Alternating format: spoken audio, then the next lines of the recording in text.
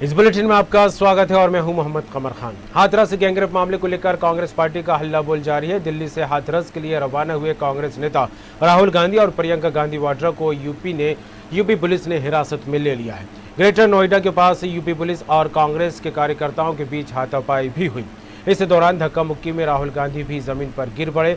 दिल्ली से कुछ दूरी पर जब दोनों नेताओं का काफिला ग्रेटर नोएडा के करीब पहुंचा तो पुलिस ने उन्हें रोक लिया। इसके बाद राहुल और प्रियंका पैदल ही हजारों कार्यकर्ताओं के साथ हाथरस के लिए रवाना हो गए। आपको बता दें, प्रशासन ने हाथरस की सीमाओं को सील किया हुआ है और धारा 144 लगाई गई है।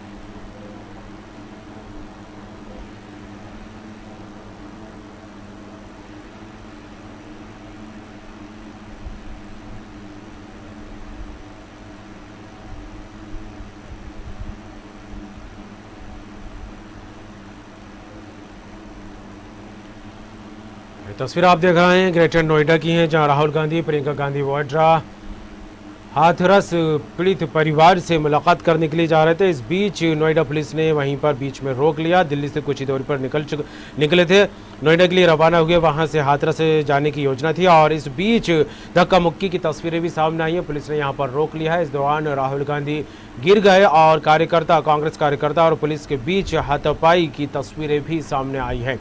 प्रियंका गांधी और राहुल गांधी को पुलिस ने हिरासत में ले लिया है। राहुल और प्रियंका को जीप में ले गई है पुलिस। खबर पर बात करेंगे, हमारे साथ जुड़ गए RC Bhatt, political editor Uttar Pradesh से।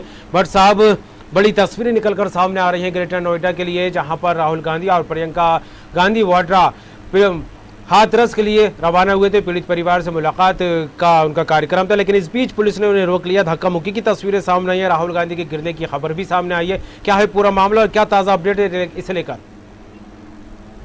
कमर, जिस तरह से राहुल गांधी और प्रियंका गांधी दोनों लोग एक साथ हाथरस की तरफ निकल रहे थे, जो हाथरस की गुड़िया है, जो रेप पीड़िता विक्टिम रही है, उसके पूरे परिवार से उनको मिलना था। ये कार्यक्रम उनका बना था। वो वहां से निकलते हैं यमुना एक्सप्रेसवे पर। सरकार की तरफ से पूरी छावनी वहां बनाई गई थी रोकने के लिए, खास तौर पर, क्योंकि सरकार नहीं चाहती है कि कोई वायलेंस हो या कोई इसका राजनीतिक लाभ ले। इस वजह से सीधे तौर पर उन्होंने एक्सप्रेसवे पर पूरे पुलिस प्रशासन के साथ वहां फोर्स तैनात की थी। राहुल गांधी वहां आते हैं, प्रियंका गांधी के साथ पुलिस से उनकी झड़प होती है। पुलिस उनको जाने से रोकती है, उनसे सीधे कहती है कि धारा 144 लागू है, वहां आप नहीं जा सकते हैं। लेकिन राहुल गांधी जिद पर अड़े थे कि हमको जाना है, वहां पीड़ित परिवार से मिलना है। और कांग्रेस कार्यकर्ता लगातार नारेबाजी कर रहे थे, उनके साथ चल रहे थे, उनके साथ गाड़ियों का एक काफिला भी आया हुआ था। लेकिन सरकार कहीं न कहीं मुस्तैद थी। प्रशासन, खास तौर पर बॉर्डर का जो प्रशासन था, उत्तर प्रदेश का सीमावर्ती जनपदों का, वो पूरी तरह से तैनात था। पूरी तरह से वो अपनी पुलिस फोर्स के साथ, पैरामिलिट्री फोर्सेस के साथ लगातार ये कोशिश कर रहा था कि भीड़ आगे न आए और उस पीड़िता परिवार के पास जाने से सीधे तौर पर रोक रहा था।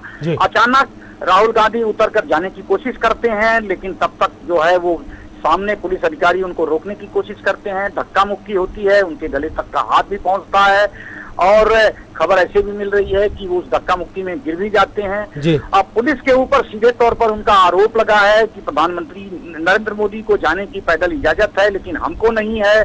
हमको प्रशासन अलोकतांत्रिक रवैये से रोक रहा है। और निश्चित रूप से कहा जाए कि अब इस हाथरस की गुड़िया के शव पर राजनीति पूरी तरह से तेज हो गई है।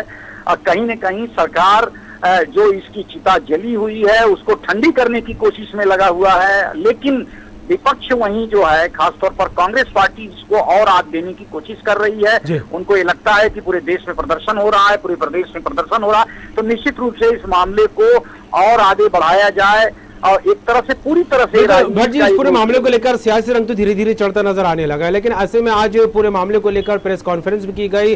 कैबिनेट मंत्री सिद्धार्थनाथ सिंह ने कैबिनेट जो है सो प्रेस कॉन्फ्रेंस करी। क्या रुख सरकार का देखने को मिला प्रेस कॉन्फ्रेंस के बाद? देखिए, डैमेज कंट्रोल तो निश्चित रूप से होना था। सरकार के जो प्रदेश प्रवक्ता हैं सिद्धार्थनाथ सिंह, अचानक वो जग जाते हैं। बहुत दिनों से सोए हुए थे, उनका कहीं अता पता नहीं था।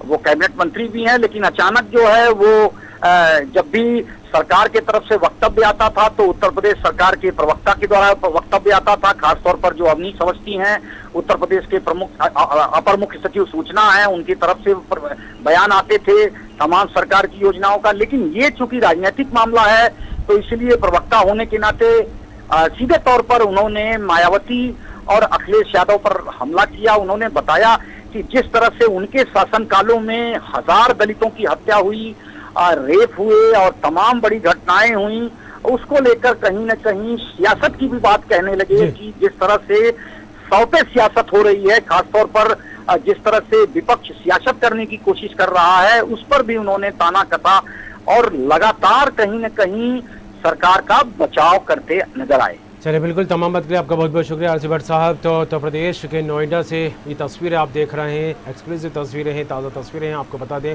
राहुल गांधी प्रियंका गांधी वाड्रा हाथरस पीड़ित परिवार से मुलाकात करने के लिए रवाना हुए थे। हालांकि दिल्ली से जब रवाना हुए थे, ग्रेटर नोएडा पर पहुंचने से पहले ही पुलिस ने उनको रोक लिया, उनके काफिले को वहाँ रोका, लेकिन वहाँ से पैदल यात्रा ही शुरू कर दी। इस बीच पुलिस और कांग्रेस कार्यकर्ताओं के बीच धक्का मुक्की भी हुई, झड़प भी, और इस दौरान खबर यह भी आई है कि राहुल गांधी स्लिप होकर यहाँ पर गिर गए, लेकिन पैदल यात्रा के लिए वो रवाना होते दिखाई दिए। पुलिस ने उनको रोकने की काफ़ी कोशिश की। फिलहाल सरकार की तरफ से देखा जाए तो इस मामले को लेकर सख्ती बढ़ा दी गई है, धारा 144 लागू कर दी गई है, और हाथरस में किसी भी राजनीतिक दल से जुड़े लोगों, नेताओं को जाने को लेकर पाबंदी यहाँ पर लगा दी गई है और पुलिस मुस्तैदी से यहाँ पर तैनात है।